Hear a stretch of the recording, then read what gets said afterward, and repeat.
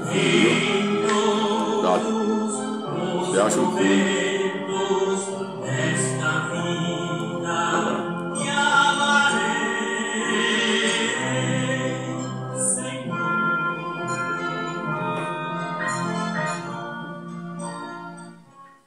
Deus continua abençoando meus preciosos irmãos e irmãs. Aonde você estiver, que Deus esteja contigo. E aquilo que você está lutando, procurando, que Deus ajude você a encontrar. E aquilo que você está batendo, que Deus abra para você. E o que você está buscando, que Deus ajude você a ter nos teus braços. Seja um serviço, uma saúde, uma paz, seja uma resposta que você está precisando receber para te ajudar você em algum fato, algum ato da sua vida, que o Senhor Jesus te ampare. Que Ele sempre seja presente na tua vida, assim como o sol se faz presença na terra, trazendo para a terra sua caloria, sua força para levar a terra a germinar a semente, e fazendo com que a terra fica clara ao ponto de poder caminhar, poder voar, no caso dos pássaros. Tudo porque o sol traz essas condições. Condições de viver, condições de caminhar, condições de se livrar do perigo do caçador. O sol traz tudo com ele, esse pacote de benefício. Pense bem em Jesus, que não vamos dizer a quantidade, que não existe, quanto que ele é maior do que o sol. O apóstolo Paulo disse, e eu plantei, Apolo regou, mas o crescimento vem de Deus. É três coisas que o apóstolo Paulo mostra ali no plantio, na lavoura. Eu plantei, Apolo regou, mas o crescimento vem de Deus. Crescer na fé, crescer no amor, crescer na obediência à sua palavra, crescer em humildade, crescer em respeito, crescer em santidade, crescer numa vida limpa, pura. São crescimentos que só Deus pode dar. Só Deus pode dar.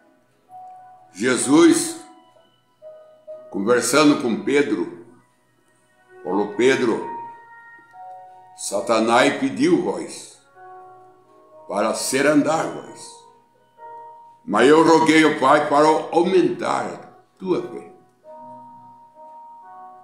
Jesus orou para o Pai para aumentar a fé de Pedro. E isso aí é o que nós queremos, um crescimento de fé, um crescimento de responsabilidade com Deus, ser mais responsáveis com a palavra de Deus, levar mais a sério as coisas de Deus, saber se comportar, saber se aproximar, saber orar, porque Tiago disse, vocês pedem, mas pedem mal. Vocês pedem, mas pedem mal. Pede para gastar nos vossos lazeres. Tiago disse isso. Se você pede as coisas para Deus para gastar em lazeres, você pede mal. Mas se você pede algo para Deus, você usar, não para prazer, vaidade, mas você usar para o reino, você usar para o seu lar, você usar para o seu próximo, você pede bem. Mas se você pede para Deus, por exemplo, você fala, Senhor, me dá saúde. Eu preciso de saúde. A pergunta é essa, para que você quer saúde? Para que você quer saúde? Você quer saúde para quê? Para passear? Para churrasco? Que não é errado, né? Desde quando tem a hora certa. O problema é a hora errada. O problema é a hora errada. Coisa certa em hora errada. Coisa certa em lugar errado. Semente certa em ventre errado. Esse que é o problema. O problema está que nós pedimos, mas nós pedimos para Deus. E Deus dá. Deus dá. Agora, o que você vai fazer com aquilo que Deus te deu é com você. Se você gasta mal, você vai trazer reprovação no final do caminho. Porque o Mombrana disse assim, o Espírito Santo que você alega que tem, ele próprio te condenará no final do caminho por você usar mal ele. Por você usar mal. Usa mal a mensagem. Usa mal a igreja, a palavra de Deus, usa mal a saúde, gasta a saúde em coisas que não tem proveito, gasta a mocidade, que é o melhor tempo que tem a mocidade, que tem agilidade, que tem saúde, mas gasta em prazeres, não gasta para o reino do céu. O reino do céu não tem benefício nenhum com aquilo que vem dele,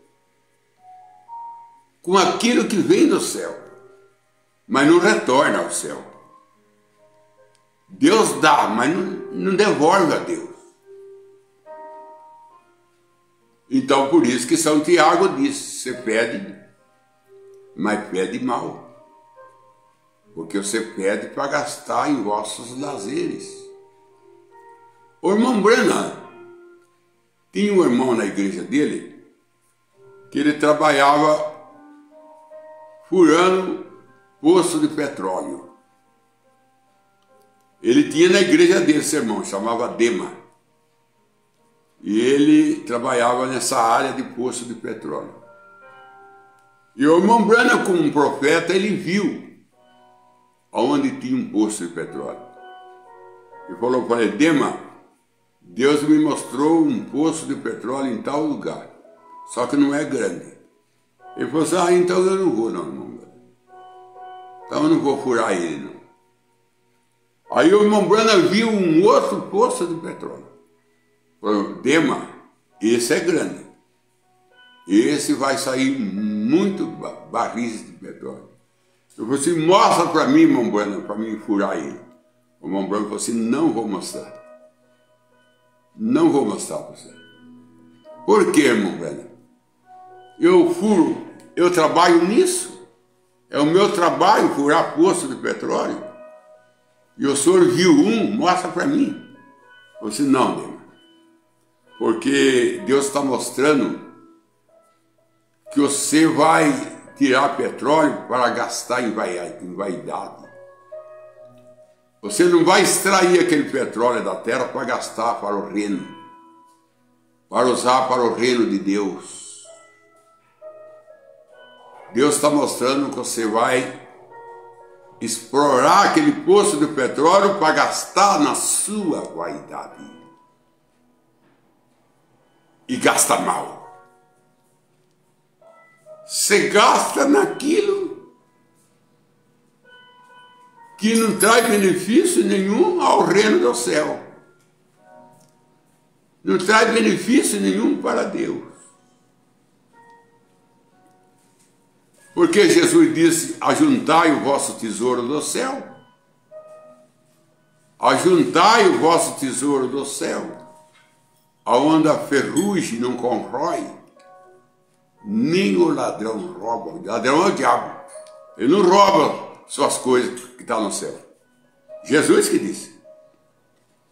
Ajuntai o vosso tesouro no céu, aonde a traça não corrói, e nem o ladrão, o diabo, né, rouba. Todas as suas coisas que estão no céu, o diabo não rouba. Seu nome, que está escrito lá no livro, ele não pode riscar, ele não pode apagar. Sua fotografia que está no árvore de Deus, ele não pode arrancar. O teu arquivo, a tua história que está registrada com Deus, o diabo não pode perverter. Não, ele perverteu a terra, porque a terra Deus deu para o homem. Mas ele não perverteu o céu. Ele quis perverter o céu, mas Deus expulsou ele de lá. Mas quando ele veio para a terra, ele perverteu a terra. Mas a terra não é de Deus.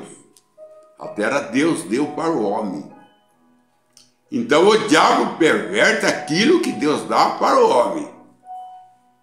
Mas aquilo que o homem tem lá no céu, o diabo não consegue perverter o que você tem no céu. Mas ele consegue perverter o que você tem na terra. Deixa eu explicar isso para ficar mais claro e ficar batido mais forte. Vamos bater o prego aqui com mais firmeza.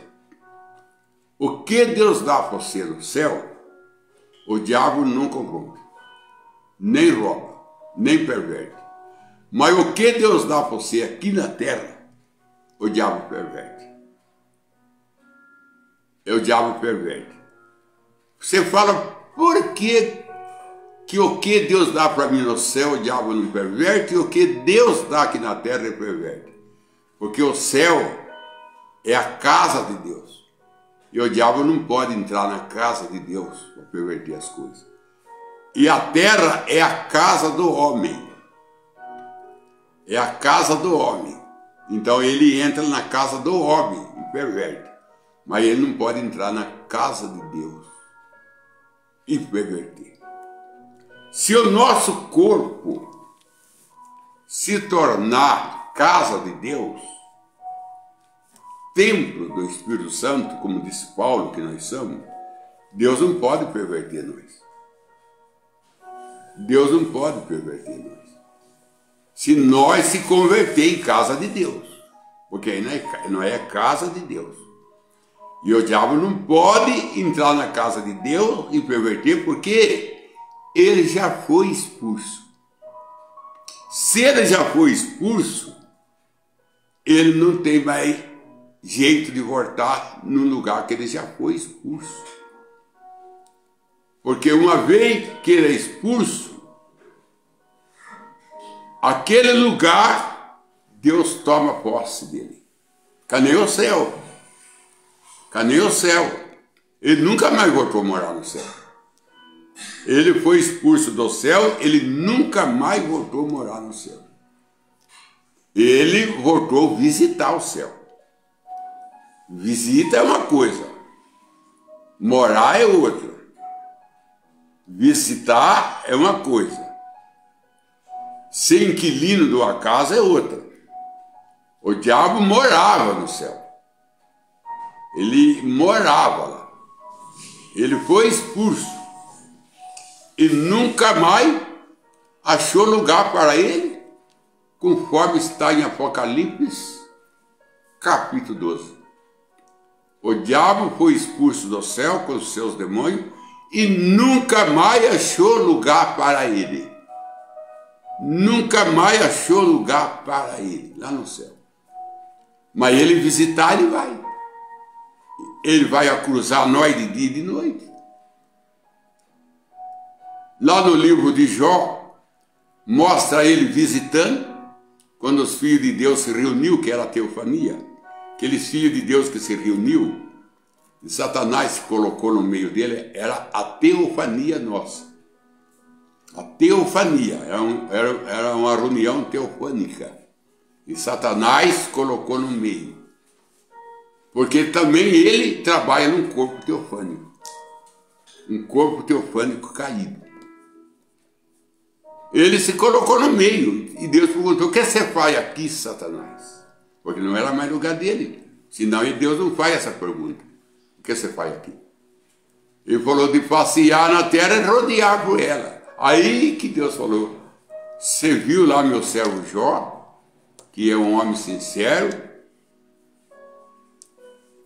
Então, aqui na terra é a casa do homem. O céu é casa de Deus. Satanás foi expulso da casa de Deus no céu, mas não foi expulso da terra, na casa do homem. Então ele perverte a terra, porque é a casa do homem, porque a casa do diabo é o inferno. O que foi que a Bíblia diz que o inferno foi preparado para o diabo e os seus anjos. Para o diabo e os seus anjos. Céu é a casa de Deus. Terra é a casa do homem. Inferno é a casa de Deus. Só que ele vem na terra para perverter a terra. Mas a terra não é a casa dele. É a casa do homem. Mas como ele foi expulso do céu e não achou mais lugar para ele lá, ele será expulso também da terra, da casa do homem, e também não vai mais haver lugar para ele. Então o único lugar que vai restar para ele é o inferno. Mas o inferno também será jogado no lago de fogo. O inferno também vai ser jogado no lago de fogo. Então o diabo também irá para o lago de fogo, junto com a sua habitação, junto com a sua casa. Deus queimará tanto a casa como os inquilinos. Ele queimará tanto o inferno como os seus habitantes.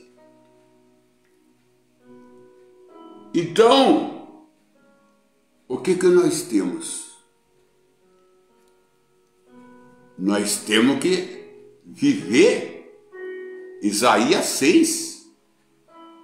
O serafim, o queimador de sacrifício, que era o serafim, que é o que vive mais perto de Deus, é o serafim. Os anjos não vivem perto de Deus. Os anjos viviam no segundo céu. E Deus está no terceiro. Mas o serafim é que habita ao redor de Deus, o serafim.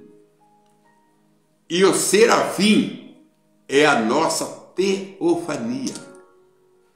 O serafim é a nossa teofania. Porque o serafim é queimador de sacrifício. E quem mexe com o sacrifício é o humano. Só o humano que mexe com o sacrifício. Você nunca vê um anjo na Bíblia oferecendo sacrifício. Você vê o anjo entre 7 anos no sacrifício. Carei no caso do pai de Sansão, da mãe de Sansão, quando eles ofereceram um sacrifício, o anjo subiu na fumaça. Quando Abel ofereceu o sacrifício, Deus subiu na fumaça. De ali é Deus, né? Mas você nunca vê um anjo queimando o sacrifício. Mas lá em Isaías 6, você vê o serafim e indo no altar, pegando um atenaz e uma brasa viva. A brasa viva é o Espírito Santo, é lógico. A brasa viva é o Espírito Santo. E queimando o lábio de Isaías e falando para Isaías: teu pecado foi perdoado e foi tirado de ti a tua iniquidade. E aquele serafim era a teofania de Isaías, que trouxe para Isaías o Espírito Santo. E se ele trouxe a brasa para Isaías, ele trouxe o Espírito Santo. Se ele foi lá no altar de Deus buscar brasa, então ele mexe no altar. Aí vem o William Branham e fala assim: o único ser que mexe com o sacrifício é o ser humano. E se o serafim mexia com o sacrifício, porque ele tem algo com o humano, ele tem algo a ver com o humano. O que ele tem que a ver com o humano? Ele é parte humana. Então ele é a teofania, o serafim.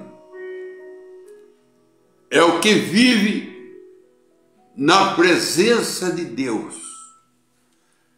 Agora eu quero mostrar a mensagem do irmão Branham. Pergunta e resposta, volume 3. Não a pergunta e resposta, volume 3, vindo de Goiânia, mas que vem do Crente da Bíblia. O Crente da Bíblia também tem uma mensagem chamada Pergunta e Resposta, volume 3.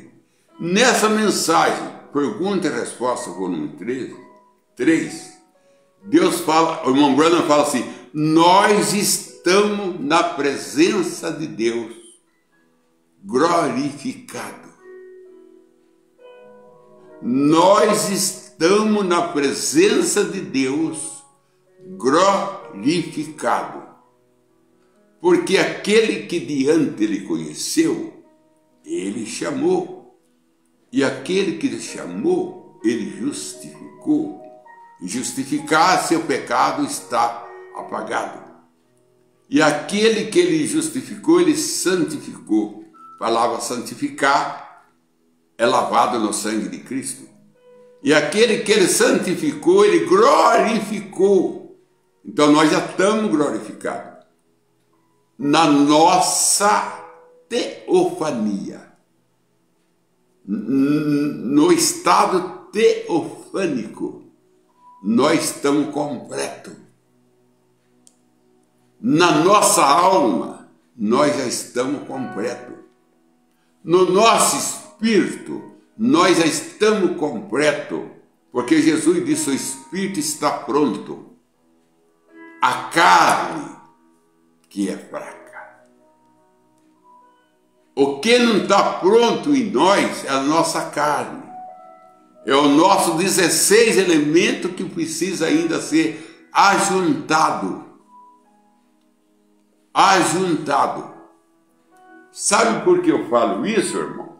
Eu falo baseado na mensagem do irmão Branham, Hebreu, primeira parte.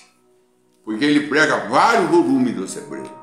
Mas Hebreu, primeira parte, o irmão Branham fala assim: Deus ajuntou 16 elementos e soprou. E falou: Miguel, entra dentro. Miguel era teofania. Entra dentro. Dentro de quem? Do 16 elementos, que se tornou um corpo de físico. Depois ele pegou mais 16 elementos, soprou e falou: Gabriel, entra dentro. Dentro de quem? Dentro do 16 elementos. Não é o 16 elementos entrando dentro de Gabriel, é Gabriel entrando dentro. Depois ele soprou mais 16 elementos e entrou dentro. Aí ele já não era mais El Shaddai. Aí ele já era Elohim. Aí ele podia comer. Aí ele podia beber leite, comer coiado, comer bolo, com Abraão. Porque agora ele estava num corpo que dava essas condições de comer. Aí vem o Mombrana, fala para um irmão, que ele estava pregando isso, ele olhou para o irmão e cita o nome do irmão e fala: aí estamos nós, irmão. Aí estamos nós, irmão. Deus pegando o nosso 16 elementos, soprando, e a nossa teofania entra dentro. E dentro da teofania está a alma. E dentro da alma está o Espírito. Porque o Espírito habita na alma. A alma habita na teofania. E a teofania habita dentro dos 16 elementos, se completamos para eternamente viver. Se completamos. Tem uma mensagem do Mombrana, com o Mombrana falando sobre nós ser o tabernáculo, como Moisés fez o tabernáculo, com 3 repartições, que nós também é um tabernáculo, que temos o átrio, lugar santo e lugar santíssimo.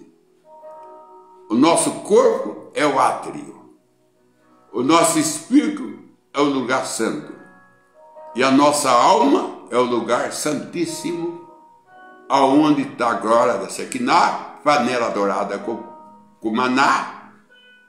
Isso aí tudo está na nossa alma. O anjo com a asa cruzada, fazendo sombra no propiciatório, a vara de Arão florescida, tudo esses objetos habita dentro da alma. Então a palavra que é o maná está na alma. Está na alma. E o Espírito, isso já está na mensagem, uma batalha jamais pelejada. O irmão Branham fala do ovo. Tem a casca, a clara e a gema. Ele diz que a gema é a nossa alma, que a clara é o nosso espírito e que a casca é o nosso corpo. O irmão Branham mostra nós como uma semente de abacate. Ele usa o abacate para fazer exemplo. A casca é o nosso corpo. Aquela polpa que ele tem dentro, aquilo ali é o nosso espírito. E o caroço é a nossa alma. O caroço do abacate é onde está a vida, é a nossa alma. E que aquela carne do abacate, aquela massa do abacate, que é o alimento, é o nosso espírito. E que a casca do abacate, ou pode ser lisa, ou pode ser cascuda, é o nosso corpo. Ele mostra nós como um abacate, como uma fruta, com três repartições: casca, massa e caroço. Casca, clara e gema. Ele mostra a nós assim, o irmão Branham. Agora, a casca, ela vai servir de esterco. A casca, ela se transforma no esterco. Agora, a clara, ela se transforma no alimento, porque o pintinho come dentro da casca. Ele come, o pintinho quando está se formando, ele come dentro da casca. Mas não é a mãe que dá, porque não tem como dar, está fechada. ele come a clara. A clara é a comida que ele come. Quando acaba a clara, ele começa a bicar, porque na ponta do bico do pintinho tem uma pequena serra. E ele começa a riscar casca, e ela abre e ele sai. Aí o irmão Branham diz, quando terminar o alimento, o pintinho se desespera para sair da casca, porque ele sabe, se ele ficar dentro da casca, ele vai morrer. E ele sabe que tem alimento fora da casca. Aí vem o nosso irmão Branham e fala, enquanto as denominações tinham alimento, nós estávamos lá. Mas quando acabou o alimento da denominação, nós riscamos, abrimos ela e saímos para fora. Saia dela, povo meu. Saia dela, povo meu. Saia de quem? Da casca. Senão vocês são cúmplices. Cúmplice do quê? Dos seus cúmplices da morte. Vocês vão ficar dentro da casca, você vai morrer. Você só tem que abrir ela. E diz o irmão Branham, a galinha não pode ajudar o pintinho. Se ela for ajudar, ela mata. Ela pode fazer o ninho, ela pode pôr o ovo no ninho, ela pode dar caloria para os ovos no tempo determinado, porque tem tempo, é 21 dias, é o tempo que ela tem que ficar em cima do ninho. Passando de 21 dias, sair da casca é problema do pintinho, não é problema da galinha. Depois que ele sai do pintinho, ela entra novamente em cena para levar ele a comer, não dentro da casca, agora fora da casca. Aí ela vai procurar alimento para ele. Ela acaba a missão dela de dar caloria. Agora ela entra em outra missão de procurar alimento para o filho crescer. É o que eu estava entrando no princípio. Crescer na fé, crescer no conhecimento. É o que nós precisamos. Crescer no conhecimento. Que Deus te dá para vocês uma boa tarde. Que Deus ajude você a crescer na fé, crescer no conhecimento, que o apóstolo Paulo disse. Crescer também na vida natural, como está escrito no Salmo 1, capítulo 1, verso 3. A árvore plantada junto a ribeiro, suas folhas não caem, e tudo que faz prosperará. Que Deus te leve você a prosperar, conforme está escrito em Salmo 1, que a árvore que está junto a ribeiro, ela dá seu fruto no tempo certo, as suas folhas não caem. Folha quer dizer companheirismo. E ela, tudo que ela faz, prosperará. Tudo que ela faz. A árvore plantada junto a ribeiro, tudo que ela faz, prosperará. Que Deus leve você à prosperação. Que Deus faz você prosperar na fé.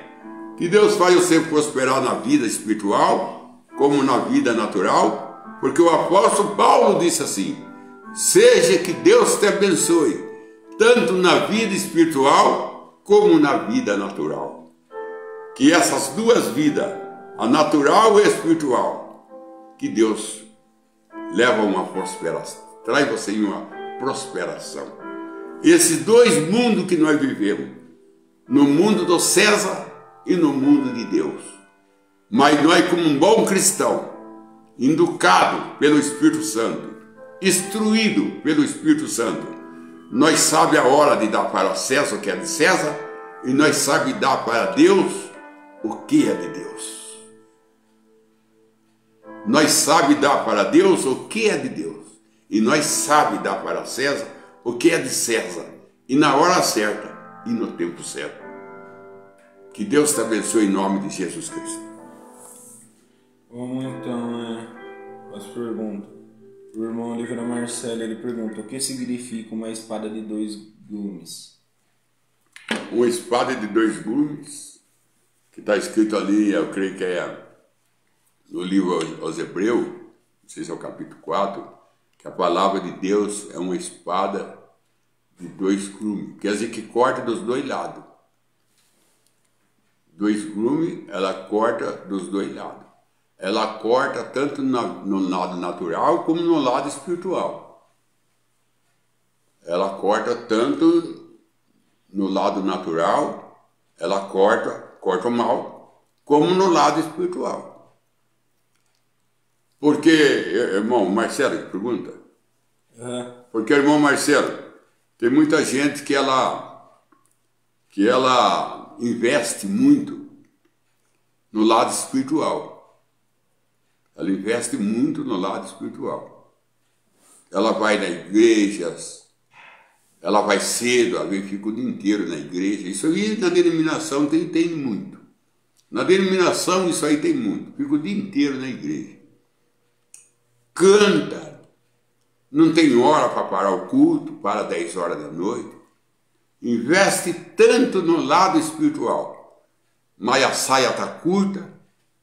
O cabelo está cortado, a orelha está cheia de brinco, o lábio está cheio de batom. Então, na vida natural, ela não investe nada para o céu. Ela não investe nada para o céu. E o lado de fora mostra o que está no lado de dentro. Porque Jesus disse, a boca fala do que está cheio o coração. O lado de fora mostra o que está no lado de dentro. Olha uma árvore. Olha um pé de manga. Ele vai mostrar para fora o que estava dentro dele. O que estava dentro dele? Manga. E agora ele mostra aqui fora, nos galhos, que dentro dele tinha manga. Dentro dele não tinha maçã, nem pera, tinha manga. Então ele mostra manga. Você vai no pé de pera. O que o pé de pera vai mostrar para você? Que ele tem pera dentro dele. E quando chega no tempo, ele mostra que o que está dentro dele era pera. Então, pelo fruto, você conhece a árvore. Então, pelo fruto, você conhece a pessoa. E o fruto é mostrado aonde? Por lado de fora. Por lado de fora. Está certo que tem muito fruto que se mostra por lado de dentro, no caso da batata, batata doce, tem outro que mostra por lado de dentro. Mas o costumeiro nosso mesmo, que Jesus mostra, não é o que é da terra, é o que está acima da terra, de árvores. Então, o que está dentro da árvore, ela atrai para fora. E o que está dentro da pessoa, ela atrai para fora.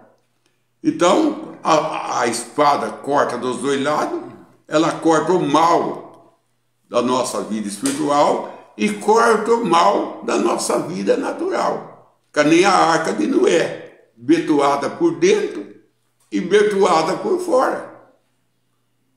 Então ela estava, do lado de dentro para fora não saía nada, porque estava betumada.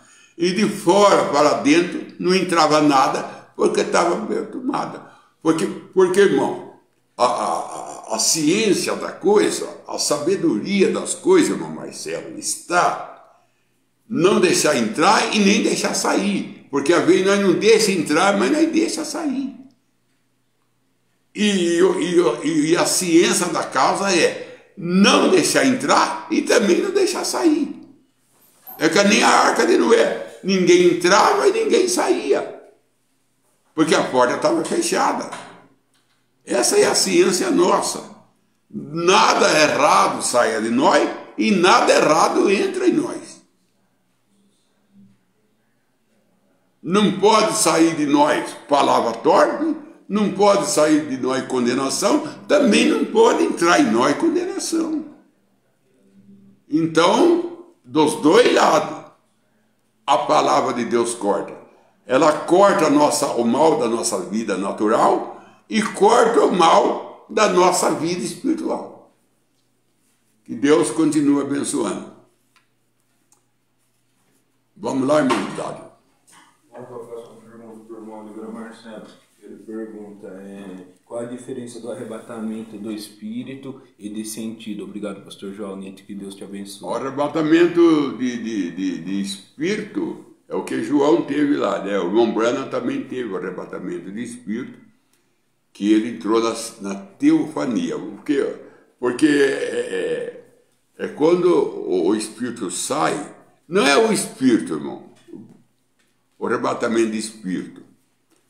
Porque tem lugar que a alma é chamada de espírito, isso que traz confusão. Tem lugar que a alma é chamada de espírito.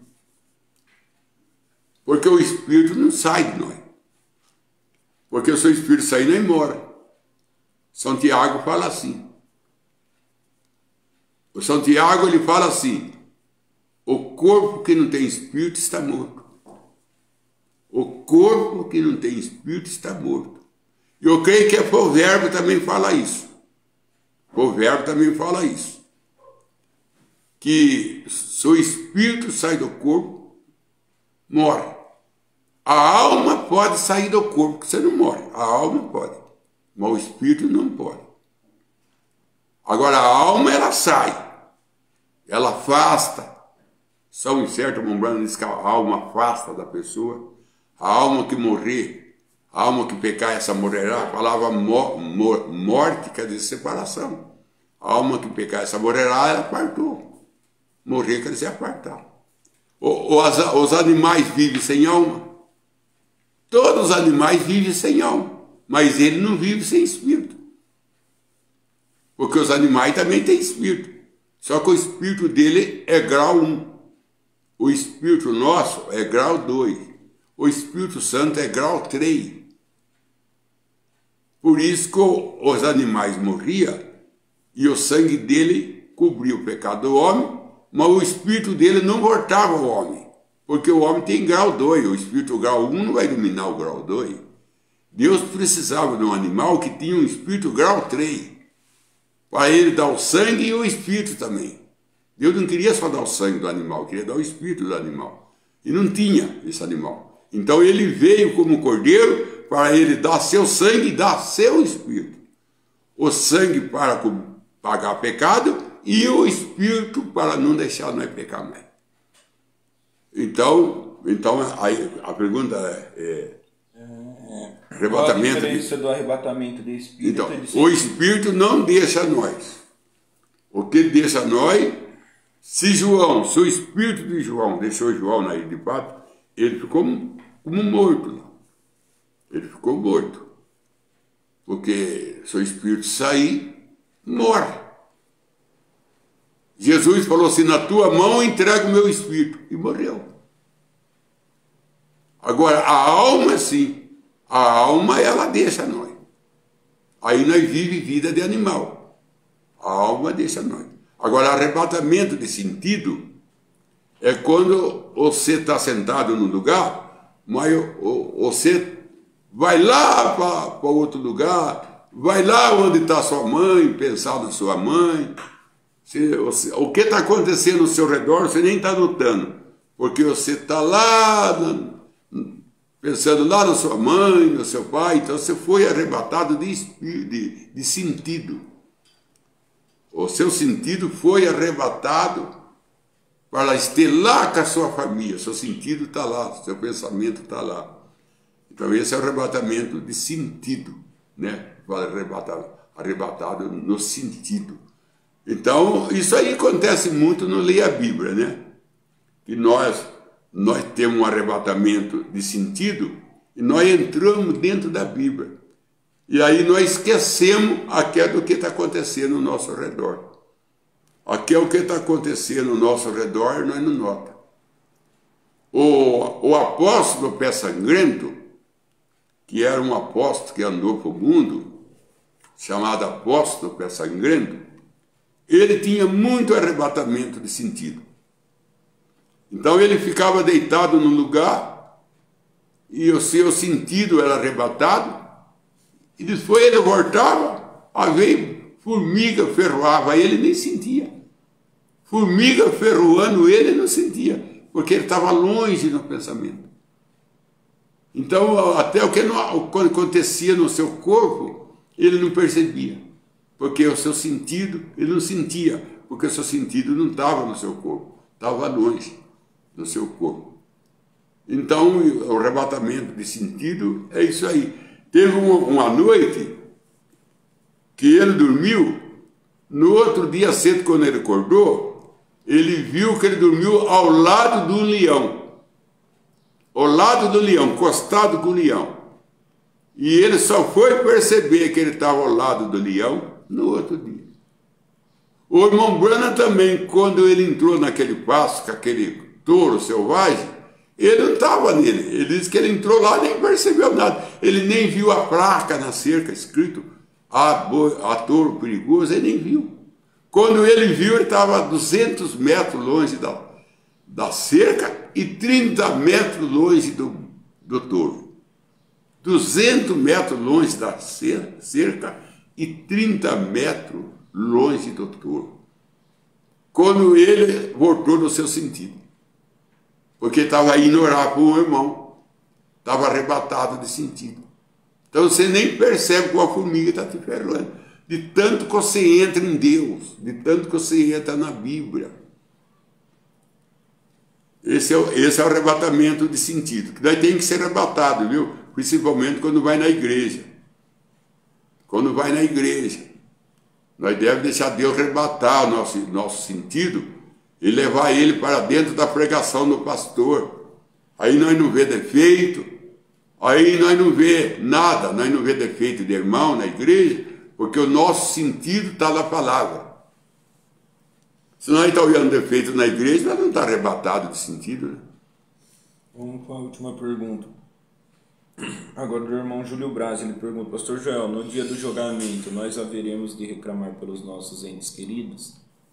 No dia do julgamento, nós podemos reclamar pelos nossos entes queridos. O irmão Branham disse na mensagem Dia das Mães, ela é uma mensagem fininha, a mensagem Dia das Mães, não é uma mensagem grossa, é fininha. Então, você lê ela até... Você tem uma boa leitura, você lê ela até em coisa de hora. Você vai encontrar ali na mensagem Dia das Mães, o irmão Branham tratando desse assunto de família. Ele trata de assunto de família de uma maneira muito profunda. Ele trata. Ele chega a falar assim, irmão: nenhuma mãe é completa fartando um filho dela no céu. Nenhuma mãe é completa fartando um filho dela no céu. Aí ele fala da família dele, que parece que era em 10 irmãos, ele chama de corrente. Nós era uma corrente. Aí um elo quebrou, um irmão dele, outro elo quebrou, mas lá no céu eu vi todos os elos juntos. Eu vi a corrente, todo elo após ela. Eu vi minha família inteira, até o meu irmão, ele fala o nome do irmão dele lá, que tinha saído do tabernáculo, teve um problema com o irmão Névio, saiu do tabernáculo, parece que chegou aí até na denominação, e ele falou ao irmão Branham: Deus vai me entender quando eu chegar lá. Aí o irmão Branham disse: Deus entendeu. E Deus entendeu. E eu vi ele lá. Agora, no dia do julgamento, irmão, nós é a Esther. No dia do julgamento, nós é a rainha Esther, que está ao lado de Assuero. E a rainha Esther intercedeu pelo povo dela. Baseado na rainha Esther, que é um tipo, que é um quadro. Deus não ia fazer um quadro, um tipo errado. E Deus também não ia ter a rainha Esther como um tipo da noiva, sem que a ação da rainha Esther não fosse vivido lá no trono branco, porque a rainha Esther, Assuero, é um tipo de Jesus, ok? Que está na mensagem O Rei Rejeitado, ou se não está na mensagem Conferência, uma dessas duas mensagens está, que ele fala: o rei Assuero é tipo de Jesus, E a rainha Esther é tipo da noiva. E é ela que remove aquela lei, apresentando os banquetes para o rei e fazendo um pedido para o rei poupar o povo dela. E baseado na rainha Esther, baseado na mensagem Dia das Mães, que nenhuma mãe é completa fartando um filho, porque o filho é propriedade dela. Se aquele filho está no inferno, uma parte dela está no inferno, e como ela é feliz no céu, com uma parte dela no inferno. Então, baseado nisso aí, dá a entender que a rainha intercede pela sua família. Baseado nisso. Pela sua mãe, pelo seu pai, pelo seu irmão. Intercede. Baseado nisso. Agora, eu não estou aqui enfiando uma estaca. Eu não enfiando uma estaca. Porque se eu enfiar uma estaca, então aí é difícil tirar essa estaca, né? É melhor deixar o irmão Brana. Melhor deixar o irmão Brana enfiar a estaca, porque o irmão Brana tem autoridade para isso. Deus abençoe. Vamos para a oração então. Irmão Oliveira Marcelo, mais do Espírito Santo, pede oração à sua família e irmãos da fé. Angélica de Souza, filho, esposo e a toda a sua família. Joel William, seu favor de família. Benedita Nito, seu favor de família. Senhor Deus, que a tua graça toma conta de nós. Como eu estava falando, Senhor Deus, que nós devemos ter um crescimento, tanto espirituais, também naturais, como Salmo 1, a árvore plantada junto a ribeiro, tudo que ela faz prosperará. Que nós tenhamos uma prosperação, tanto na vida natural como na vida espiritual. Não deixa nós entrar no caminho que entrou as denominações, só querer prosperação na vida material, enquanto que a vida espiritual está na miséria, está no deserto, sem batismo em nome de Jesus Cristo, sem tomar ceia, sem profeta, e crendo em Deus em 3 pessoas. Isso é miséria, é fé miserável. Então, ajuda nós a prosperar assim, Pai. Queremos prosperação material, ajuda, mas queremos mais prosperação na vida espiritual, porque essa é a eterna. Pedimos isso em nome de Jesus Cristo. Amém, Senhor. Amém.